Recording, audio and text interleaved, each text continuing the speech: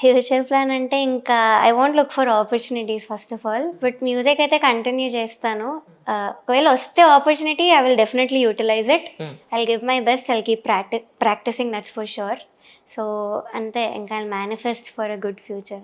No see what I mean to say, చాలామంది singers stage performance ఇవ్వనంత మాత్రాన వాళ్ళు ఏం పాడనట్టు కాదు, వాళ్ళ దగ్గర టాలెంట్ లేనట్టు కాదు. ఇప్పుడు చాలామంది అన్నారు ఈ గేమ్ షోస్కి పిలుస్తారు, మీరు డ్యాన్స్ చేయాలండి అంటారు. నాకు ఇష్టం లేదురా బాబు, నేను డ్యాన్స్ చేయను.